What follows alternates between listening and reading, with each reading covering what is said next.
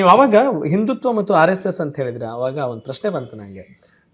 ಪ್ರಸ್ತುತ ಗೃಹ ಸಚಿವರು ಪ್ರಿಯಾಂಕ್ ಖರ್ಗೆ ಈ RSSಗೆ ಸಂಬಂಧಪಟ್ಟ ಹಾಗೆ ಸಿಕ್ಕಾಪಟ್ಟೆ ಹೇಳಿಕೆಗಳನ್ನು ಕೊಡ್ತಾ ಇದ್ದಾರೆ. ಇದು ಪಕ್ಷಕ್ಕೆ ಪ್ಲಸ್ಸಾ ಮೈನಸ್ಸಾ?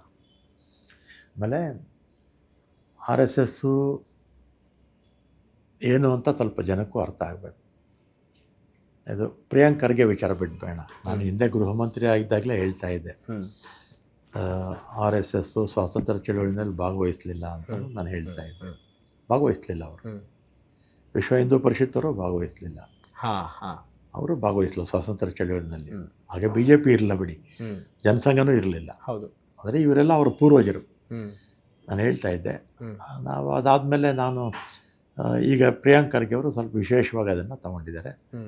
ಮಾಡಲಿ, ಅದನ್ನು ಮಾಡಲಿ. ಅದ್ರ ಜೊತೆಗೆ ಇಲಾಖೆ ಬಗ್ಗೆ ಕೂಡ ಗಮನ ಹರಿಸ್ತಾ ಇದ್ದಾರೆ. ಇನ್ನೂ ಹೆಚ್ಚು ಹರಿಸ್ಲಿ ಅಂತ ಕೇಳಿ. ಯಾಕೆಂದ್ರೆ ಲಾ ಆ್ಯಂಡ್ ಆರ್ಡರು ಅದು ಇದೆಲ್ಲ ಇರುತ್ತಲ್ಲ.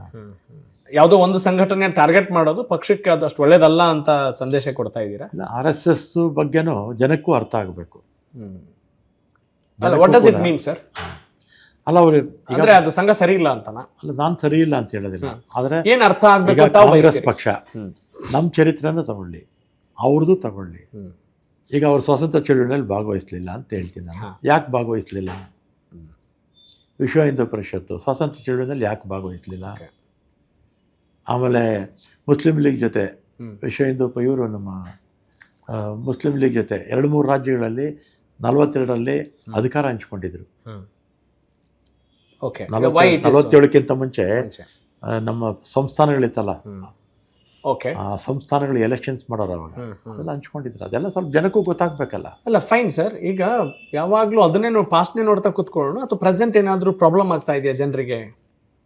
ಇದು ನೋಡಬೇಕು, ಅದು ನೋಡಬೇಕು. ಅದ್ರ ಪ್ರೆಸೆಂಟ್ ಜಾಸ್ತಿ ನೋಡಬೇಕು. ಅಲ್ಲ, law and order first preference. Law and order, ಕಾನೂನು ಸುವ್ಯವಸ್ಥೆ ಮೊದಲೇ ಅದು ಗೃಹ ಮಂತ್ರಿಗಳಿಗೆ, ಮಿಕ್ಕಿದ ಸಪ್ಲಿಮೆಂಟ್ರಿ. ನಾವು ಹೆಂಗೆ ಅರ್ಥ ಮಾಡ್ಕೋತೀವಿ ಗೊತ್ತಾ ಸರ್? ರಾಮಲಿಂಗಾರೆಡ್ಡಿ ಅವರ ಈ ಅನುಭವವನ್ನು ಅರ್ಥ ಮಾಡಿಕೊಂಡು ಕಾಂಗ್ರೆಸ್ ನಿರ್ಧಾರ ತೆಗೆದುಕೊಳ್ಬೇಕು ಅಂತ ನಾವು ಬಯಸ್ತೀವಿ. ನಾನು ಗೃಹ ಮಂತ್ರಿ ಆಗಿದ್ದೇನೆ.